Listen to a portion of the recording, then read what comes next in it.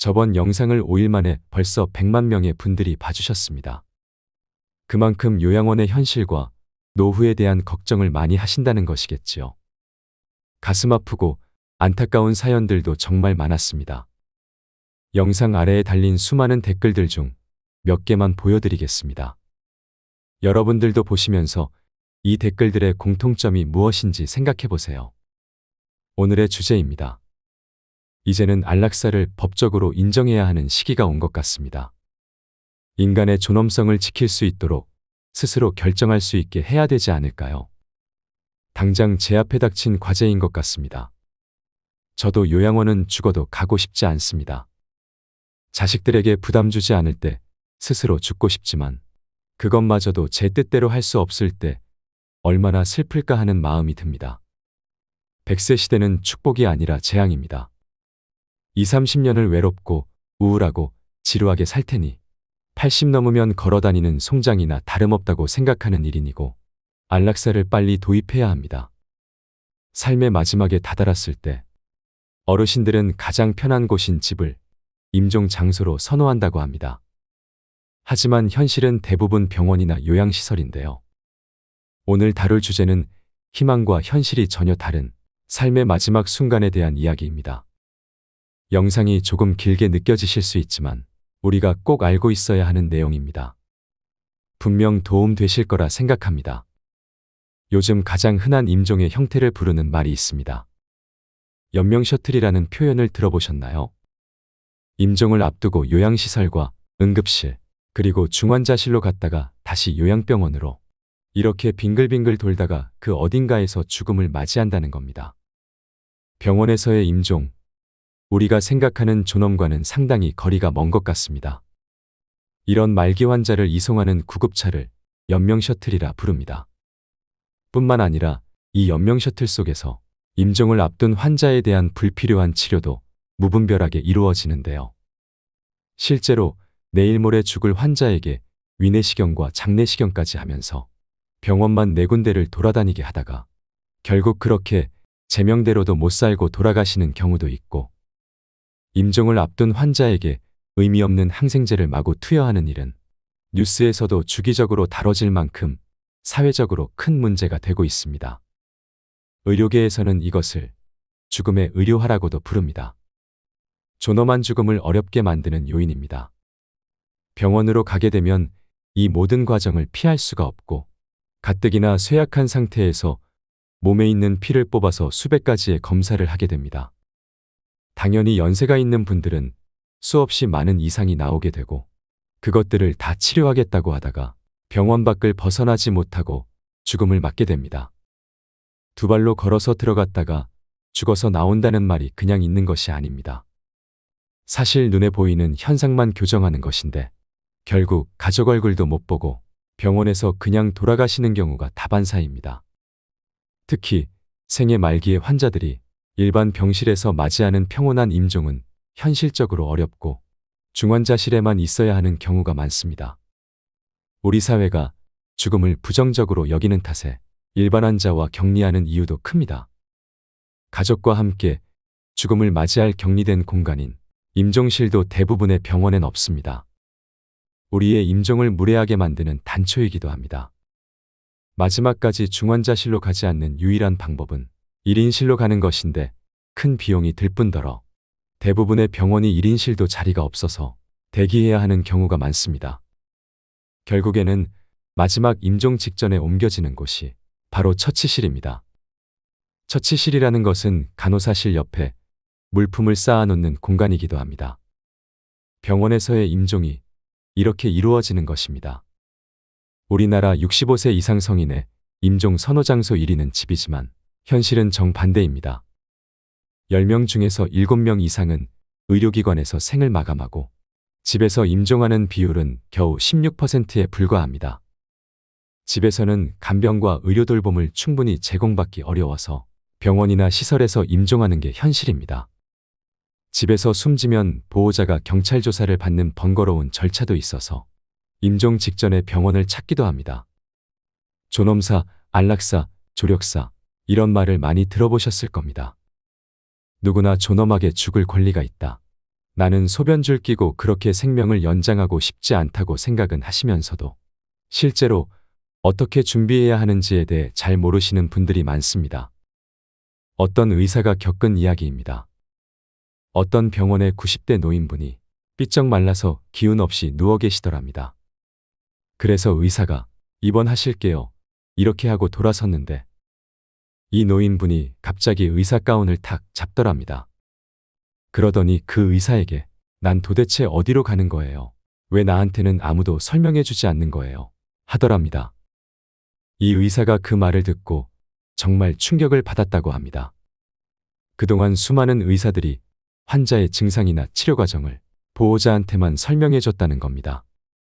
이 의사도 90의 노인한테 굳이 설명할 이유가 있을까 이렇게 생각을 한 거죠. 왜냐하면 가족들이건 의사들이건 그 노인을 치료의 대상으로만 여기지 뭐가 필요하고 뭘 어떻게 하고 싶은지를 물어보지 않기 때문입니다. 죽음으로 가는 과정을 가장 많이 본다고도 할 수 있는 의사들이 공통적으로 얘기하는 것이 있습니다. 죽음이 어떤 것인지, 죽음을 향해 간다는 게 어떤 것인지 생각하면서 사는 사람들이 정말 부족하고 죽음에 대한 준비와 대비가 되어 있지 않은 경우가 많다고 합니다. 우리는 죽음에 대해 공부하고 직면해야 합니다. 요즘에는 60, 70대가 병원에 가면 의료진끼리도 젊은 사람이 왔다. 앞으로 살아갈 날이 많은 사람이 왔다고 생각한다고 합니다. 하지만 60, 70대가 돼도 나이가 든 채로 살아가는 일은 생각보다 쉽지 않고 힘든 일입니다. 언제 어디서 우리가 불의의 사고나 질병으로 생을 마감하게 될지는 아무도 모릅니다. 요즘에는 사전 연명 의료 의향서를 쓰신 분들도 많습니다. 이 제도가 없었던 그 전보다는 체계라든지 시스템이 많이 나아졌다고 하지만 아직 가야 할 길이 멀고 문제가 많습니다. 기본적으로 사전 연명 의료 의향서를 보면 대단히 많은 동의 항목이 있습니다. 그래서 설명을 잘 들었다. 법령에 대해서도 들었으니까 사인하세요 하면 사인하고 이제 됐구나. 나는 존엄하게 죽겠구나 하고 생각하시는 분들이 많습니다. 하지만 죽음의 현장에서 연명치료 여부를 결정하는데 이 서류도 도움이 되지 못하는 경우가 참 많습니다. 구체적이지 않기 때문입니다. 연명치료를 한다면 어디까지 하는 건지 의사도 본인도 가족도 판단할 수가 없는 것입니다. 죽음 앞에서는 정말 다양한 의학적 상황이 있습니다. 그에 따른 처치로 중환자실 치료도 있을 수 있고 삽관도 있고 비위관도 있고 튜브도 있고 항암제도 있고 투석기도 있고 체외 순환기도 있는데 이것을 전부 다 안 한다는 건지 한두 개만 안 한다는 건지 결정을 내리기가 참 모호합니다. 그래서 결과적으로 사전 연명 의료 의향서를 써놓았다고 할지라도 현장에서 선택을 해야 합니다. 저것만 썼다고 끝이 아닌 것이죠. 그래서 나중에 나온 양식에는 심폐소생술을 할 건가요? 인공호흡기를 쓸 건가요? 혈액투석을 할 건가요? 호스피스 할 건가요? 이런 것들을 묻는 란이 생겼습니다. 그런데 이 질문에 대한 자세한 내용을 알고 쓴 사람이 있을까요?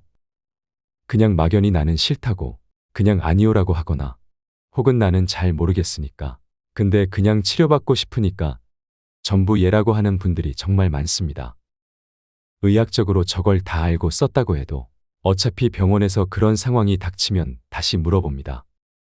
그러면 환자나 보호자가 다시 답을 해야 합니다. 그만큼 복잡한 문제고 우리가 미리 알고 준비해야 하는 문제라는 것입니다.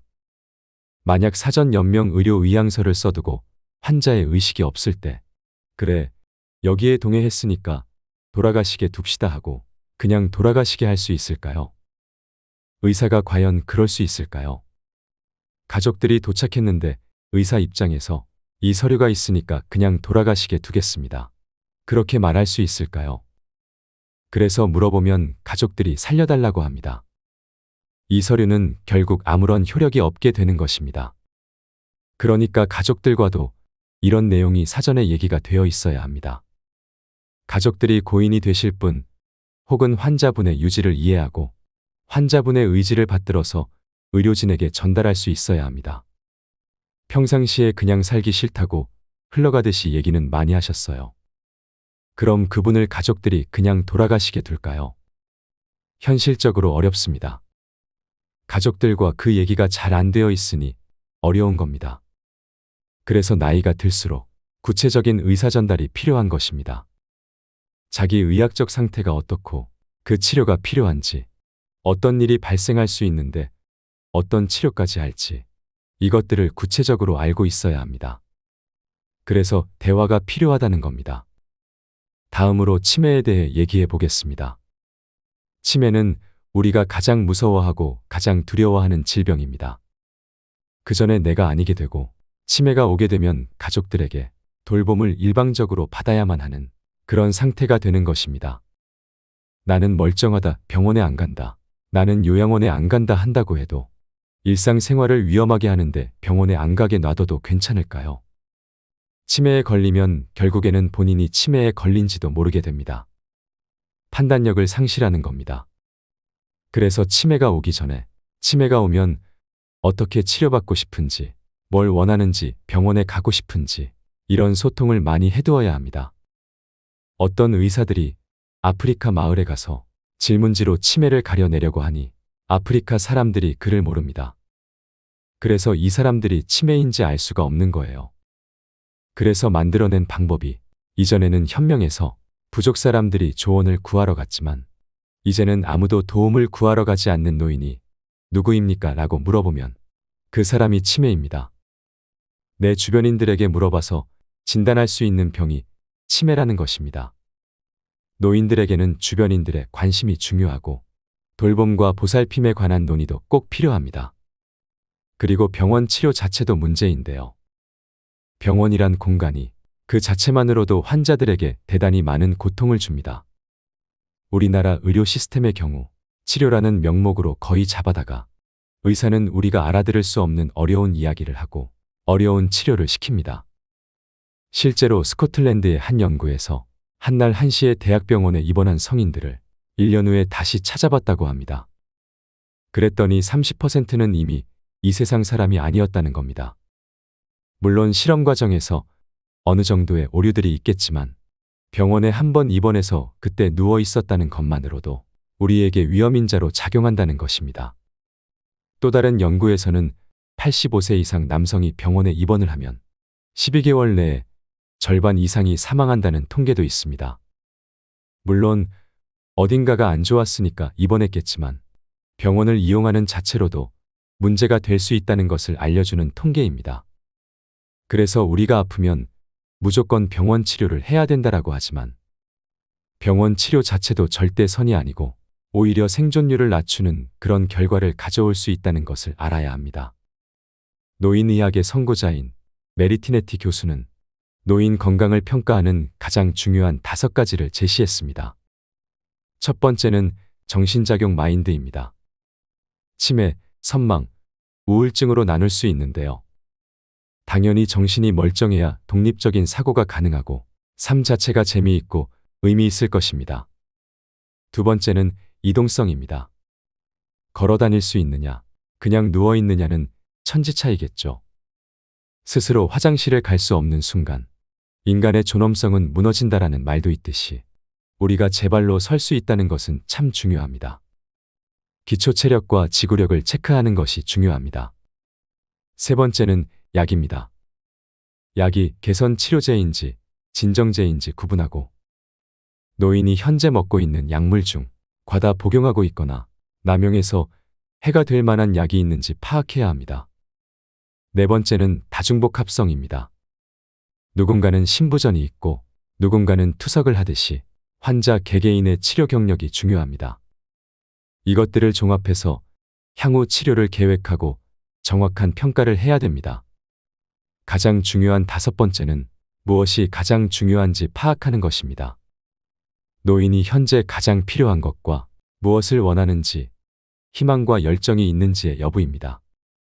나는 병원 치료를 하고 싶지 않다든지, 나는 조용히 한적하게 살고 싶다든지, 이런 부분들을 생각하면서 살고 계신가요? 많은 분들이 평소에 이런 부분을 놓치고 삽니다. 하지만 이게 가장 중요한 부분입니다. 우리가 100살, 120살 노년까지 뼈를 튼튼하게 하고 살려면 어떻게 해야 할까요? 80살이 됐으니까 튼튼하게 살아야지 하면서 80세부터 운동을 하고 약을 먹으면 누가 봐도 늦습니다. 그래서 한 살이라도 젊을 때부터 준비해야 합니다. 젊을 때 운동 한 사람이랑 안 한 사람이랑 뼈 건강과 뼈대 자체가 다릅니다. 그리고 금연도 해야 하고 칼슘도 충분히 섭취해 주셔야 합니다. 또한 일상적으로 햇살 아래서 비타민 D를 적정량으로 얻는 것도 참 중요합니다. 노년까지 건강한 삶을 살게 하는 것은 건강할 때 준비하는 자세입니다. 애석하게도 기대 수명의 가장 중요한 요소 중 하나가 부유함입니다. 연구 결과에 따르면 돈이 많을수록 사람의 기대 수명과 평균 수명이 늘어난다고 합니다. 그래서 경제적인 안정도 수명에 영향을 미친다고 말씀드릴 수 있겠습니다. 사람들의 보편적인 기대 심리는 20대에 적당히 행복하고 중년에 더 행복해지다가 나이가 들수록 마음이 순해지면서 행복을 더 느끼려는 그런 경향이 나타난다고 합니다. 우리의 건강한 삶을 위해서 많은 전문가들이 조언합니다.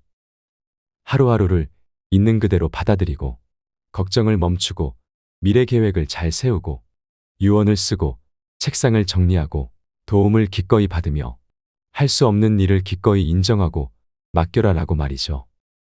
이런 계획을 세우고 노년기에 건강하지 못함도 자연스레 받아들이면서 살아가는 노인이 있는가라고 생각해 보면 잘 없습니다.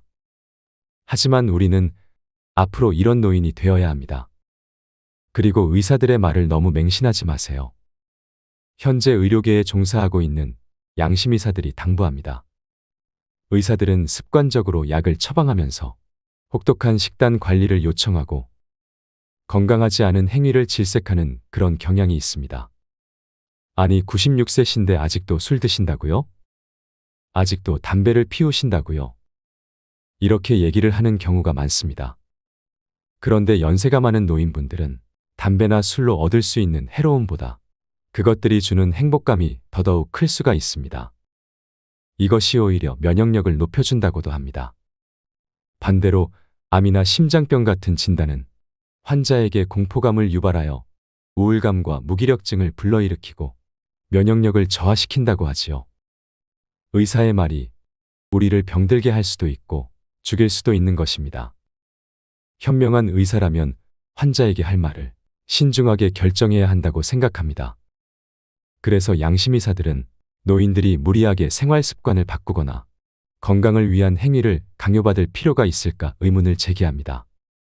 앞서 말씀드린 것처럼 병원 치료에서 의사의 말을 따르는 게 절대 선이라고 보기는 어렵습니다.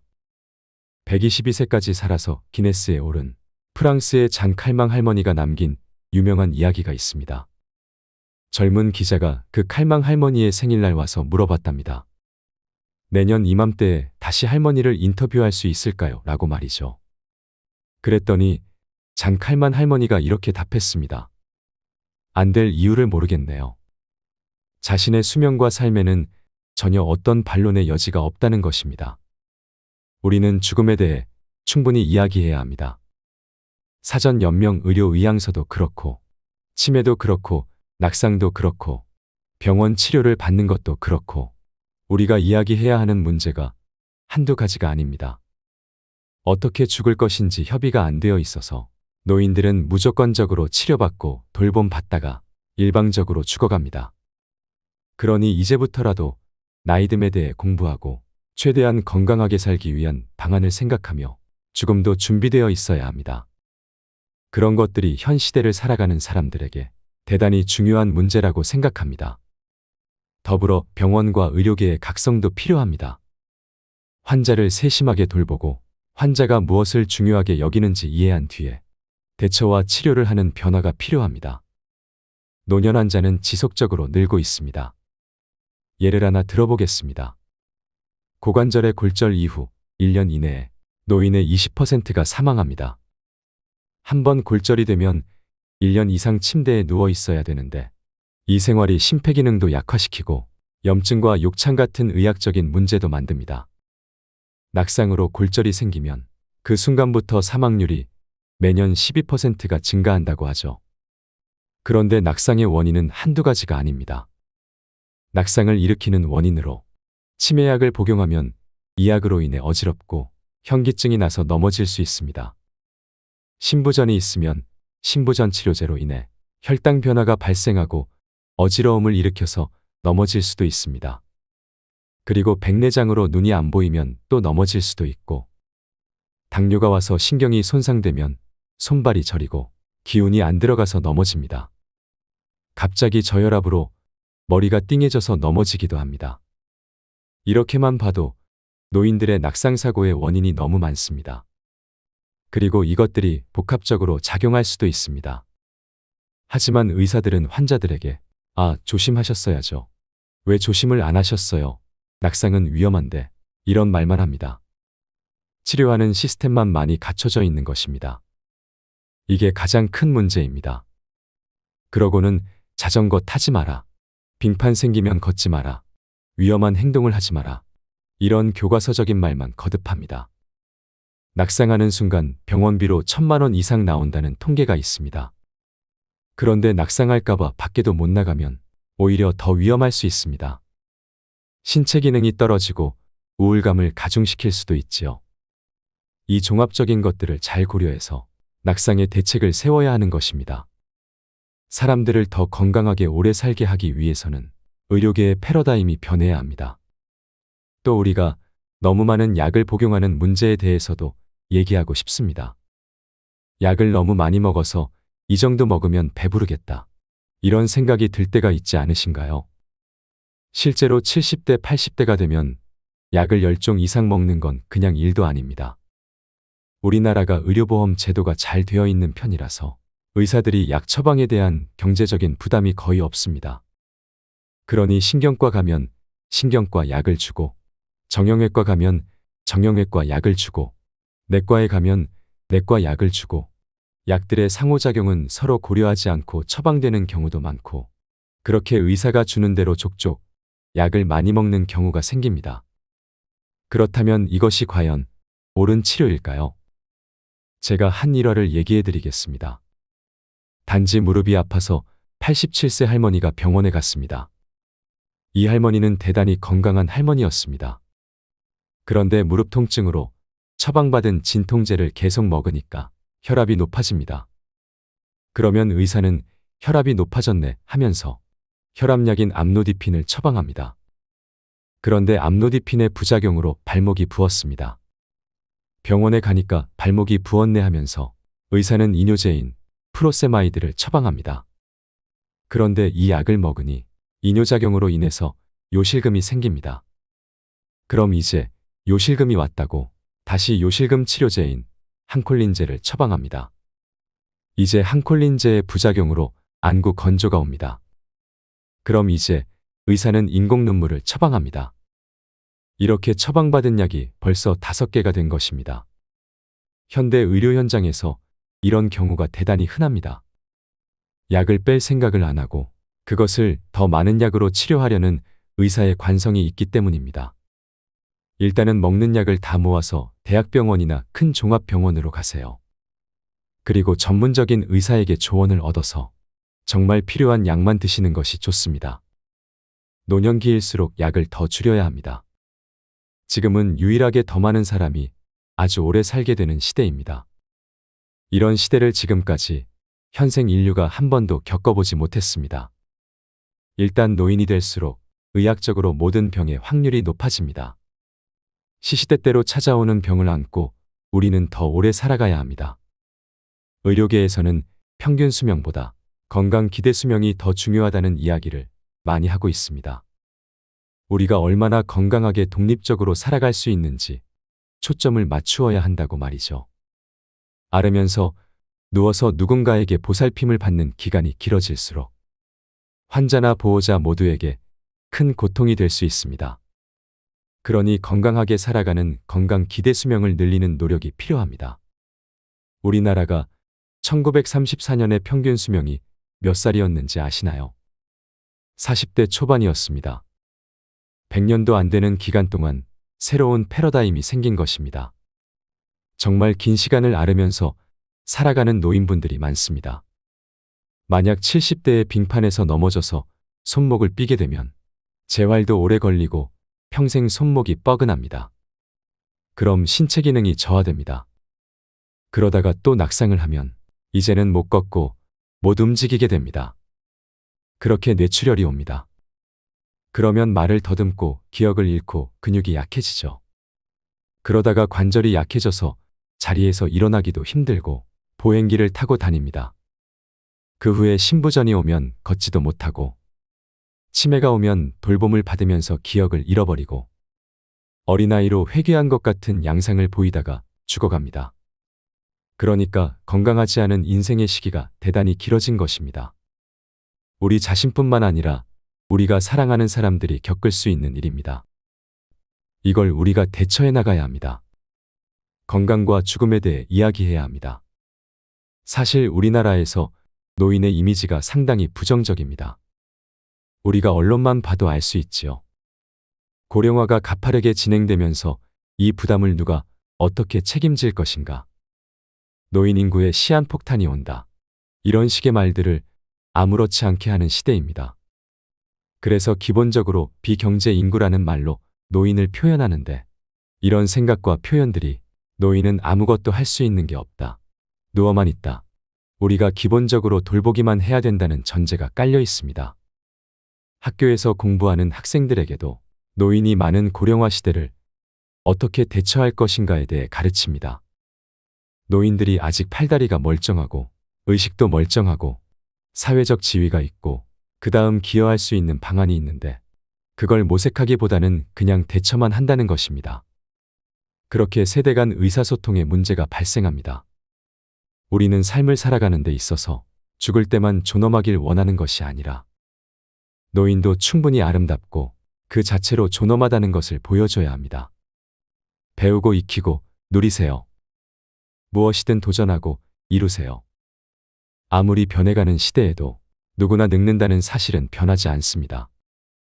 우리 모두가 더 나은 세상을 만들어가기 위해 화합해야 합니다. 병에 물을 담으면 물병이 되고 꽃을 담으면 꽃병, 꿀을 담으면 꿀병이 됩니다.